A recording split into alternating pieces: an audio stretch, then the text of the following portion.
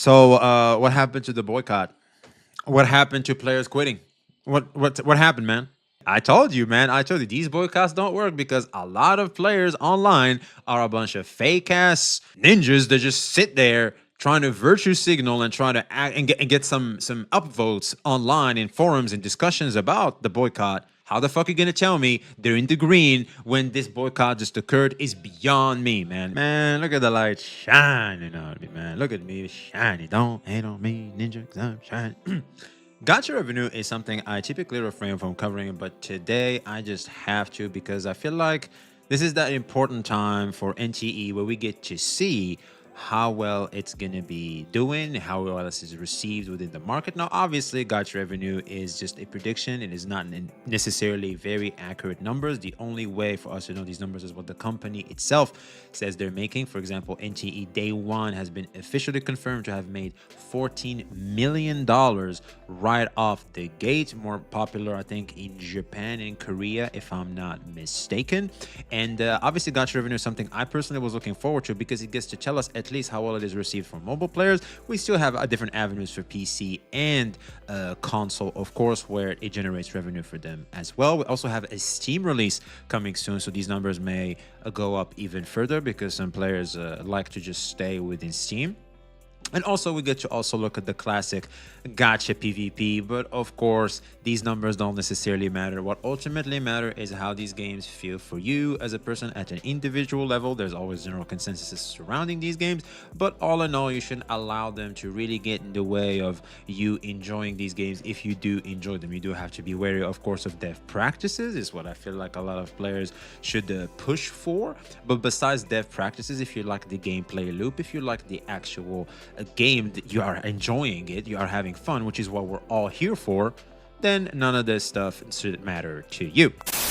If you enjoy this type of content, make sure to like, comment, subscribe, and turn on the notification bell to not miss any updates. I guess I better go subscribe to VXV Gacha. So without further ado, let's jump into it. I'm at rank 30. I wanted to start at rank 30 and go up from there. My prediction is going to be Honkai Starro might be number 1.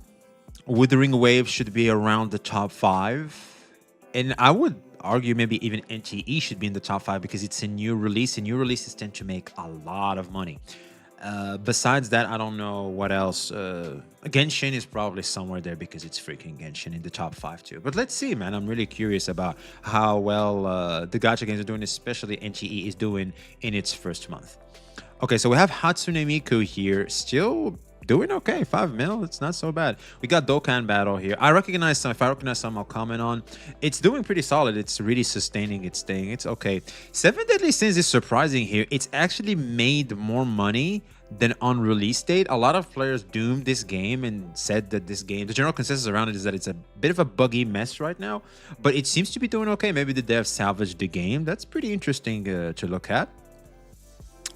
We have Zenless Zone Zero at $9 million. I guess Zenless Zone Zero is obviously the least popular of the Hoyo titles and the big gacha games. It's obviously the least popular, and I guess the numbers show here.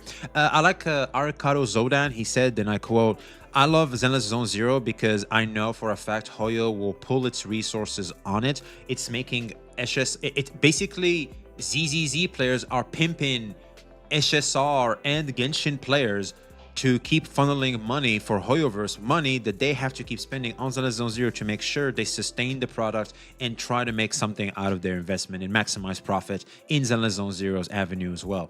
So that is quite smart. I'm not gonna lie. That is quite the gangster approach when it comes to if you have to pick up a Hoyo title and you want to be smart about it. Zenless Zone Zero is the way to go for sure.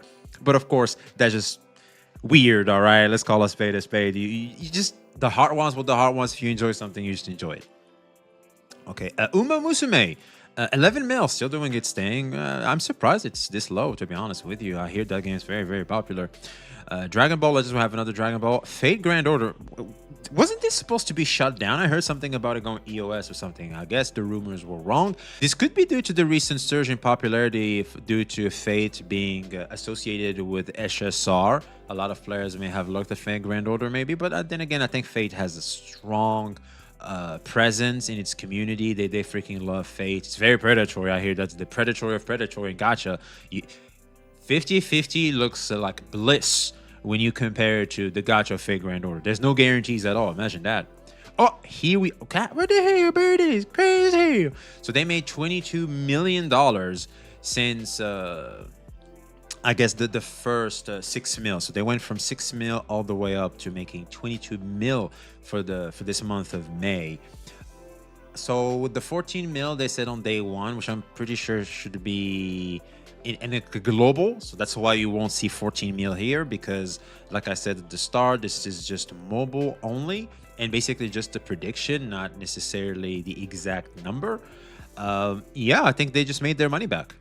I think they must have gotten their investment back, because I just covered that in my recent video, and yeah, they made their money back, because it's their investment is of $44 million. That's what I mentioned in the first video, so forgot to say it again. TCG Pocket Pokemon. I'm surprised this is so low.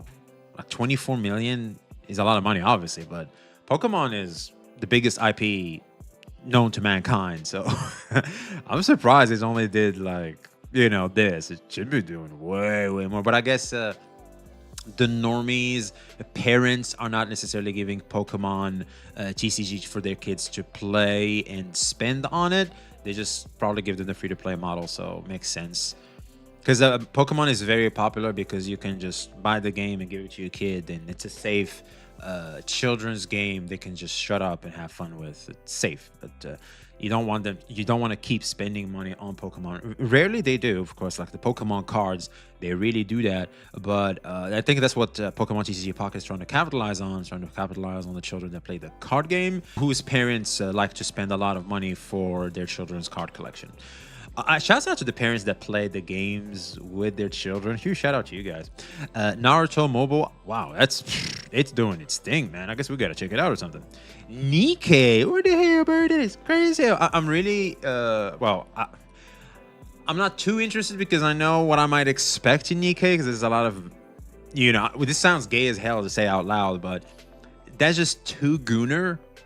I don't know, man. I feel like I don't like that over-sexualization for me personally, but I hear it has good elements, and a viewer of mine really wants me to play it. I'll give it a shot on stream and see how that goes. Arknights, normal Arknights. What the hell, baby? $30 million. So I'm assuming Arknights Enfield must be doing really well up there, huh?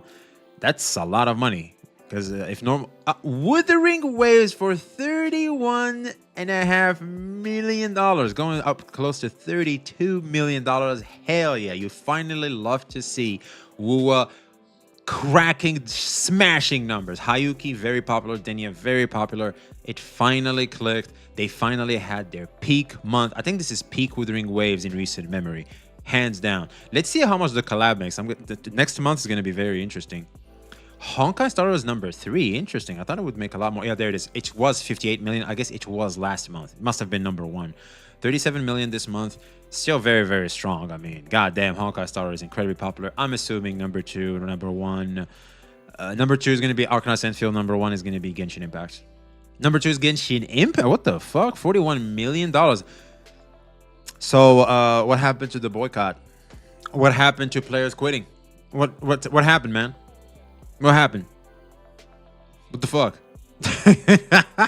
I told you, man. I told you these boycotts don't work because a lot of players online are a bunch of fake ass ninjas that just sit there trying to virtue signal and trying to act and get some upvotes online in forums and discussions about the boycott.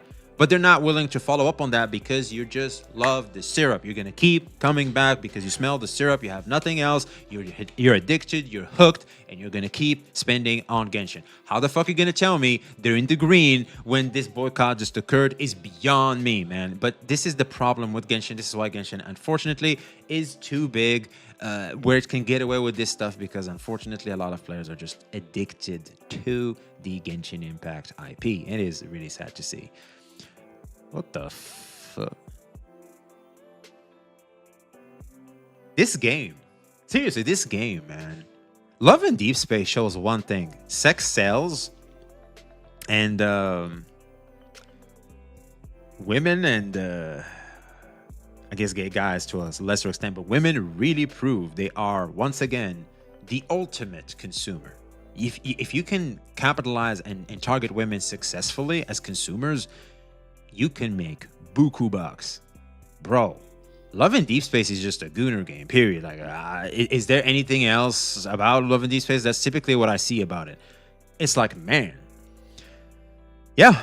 So looking at this, I'll be honest, this is very positive. I love what I'm seeing. Wait a minute, where the hell is Arcanized Infield? It's not here. Wait, it's not in the top 30? What the fuck? What the hell happened? Okay, if I remember in my Discord, someone said they didn't have a banner. There's like a Marvel game here too. They didn't have a banner or something. That's what happened, maybe? What the flip? That is weird numbers. I guess a lot of players didn't spend on Arcanized Infield and went to Arcanized, maybe. I don't know. Arcanized is kicking ass, dude. This is a true 2D anime baddie game, bro. And it's making hella money. So there's a lot of popularity behind the Arcanized IP. Unfortunately, it's just not translating very well to Arcanized Infield, it seems, which is very shocking. But not necessarily, because the audience Arcanized Infield is trying to target aren't necessarily liking the base building format. So it's kind of what happened with me personally. So yeah, all in all, I feel like this is great. I love what I'm seeing. I think this is just very positive for the community as a whole, minus the Genshin Impact one. But at least now we know that every time we hear the Genshin players complain, they're just talking. You guys just talk, don't you? You just blah blah blah blah blah, yap. You're not gonna do shit. You're not gonna quit. You're not gonna stop spending. You keep smelling the syrup, and you're gonna keep going back and spending. It is what it is, man. It is what it is. So yeah, I guess. Future is bright, at least for the titles we like. NTE seems to have probably recuperated its investment, so that's nice. So we're fine. Yeah, now I guess. I'll be honest, man. I wish they didn't do it this fast, man, because you know, make them sweat a little bit, try a little harder, so that way we can be provided by better quality content. You know, I still want the polish to happen, because obviously NTE is best term for it is it's a good game. Give it an easy 8 out of 10, considering the potential it has. But a 7 is the fairest number you can give it. I just hate giving 7s. I'll give it an 8 because I factor in the potential of what it can become.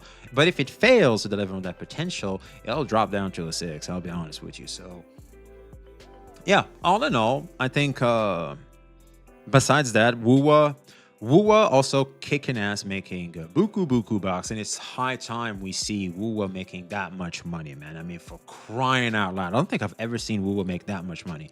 Hayuki and Dinya really hit the ground running for a lot of players, myself included. I got both units, very happy about that, but unfortunately my wallet is not, because I look at the goddamn collab, I can't use my corals, I can't use my goddamn golden pole, so what now?